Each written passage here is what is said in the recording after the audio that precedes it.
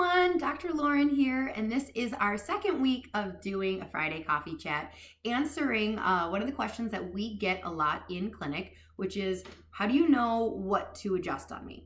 I will give you a warning that today we do not have daycare, so Ty, my 4-year-old, is very likely to make an appearance in the video. And there's just nothing I can do about that except lock her in her room, which is not a good parenting move, so I'm not going to do that. Okay, so, every time I get this question, I'm a little shocked. Oh, here she is. So, all right, you have to be good, okay? Just sit. Don't make faces at the camera. So every time I get this question, it doesn't offend me at all, but it is shocking because to me it's like, well, how does a dentist know what's a cavity?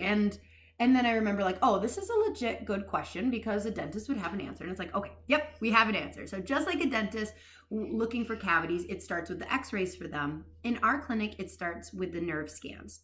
So all of our patients have on file a nerve scan that we do in the clinic. Unlike an x-ray, the nerve scan only receives information. We'll do maybe next week, we'll talk about the nerve scans.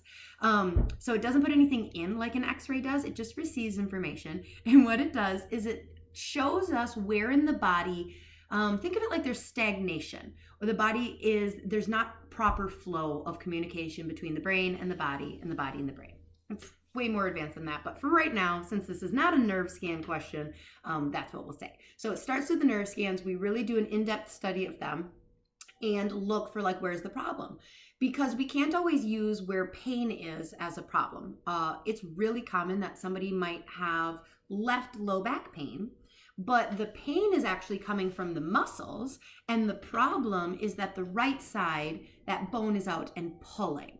So we can't use where the pain is to really know, because then we're not going to get good results. So we start with the scan and exam.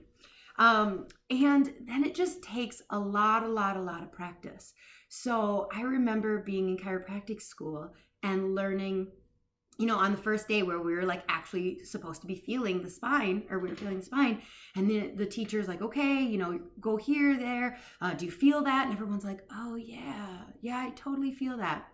And then like later, we're studying and they're like, did you feel it? And I'm like, no, I didn't feel anything. And everyone else is like, me either. So that's why we have chiropractic school, and you do thousands and thousands of feeling spines before we actually get to somebody who's paying us for it. But seriously, I say that chiropractors are the closest thing to like Princess and the Pea, because these hands become so sensitive. Hey, shh. Stop singing your ABCs. I wasn't singing my ABCs. What were you singing? I wasn't singing anything. I was just going to remove stuff for you. Oh, okay. Shh. So, in the beginning, yes, we're kind of going through a checklist of like feeling for tone of the muscle, tension or twisting, like is the body, kind of being like a towel torqued at both ends, and what that's going to do to those muscle systems. Definitely feeling for a lack of mobility when a joint needs to be, or when a joint is disrupted, it kind of gets locked into a certain position. In our clinic, we will look at like leg length. If something needs to be aligned, often one leg will appear shorter than the other. So in the beginning, there is like a checklist.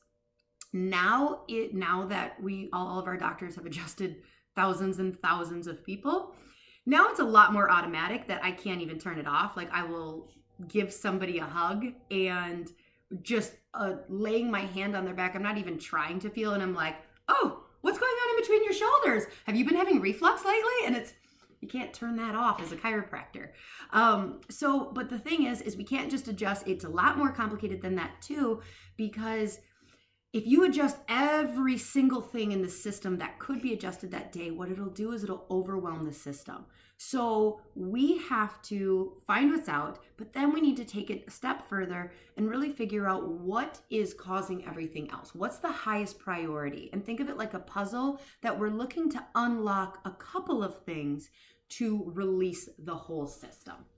So the answer that I say in clinic is, well, it's really complicated and it takes a lot of practice. And that is still the answer, but it comes down to we're checking your scans, we're checking your leg length, we're feeling the body for swelling, for tension, for mobility, and hopefully that answers it. So this is your second session of Coffee Chat, and I hope that this answered what are we looking for and how do we know what to adjust. Have a great Friday.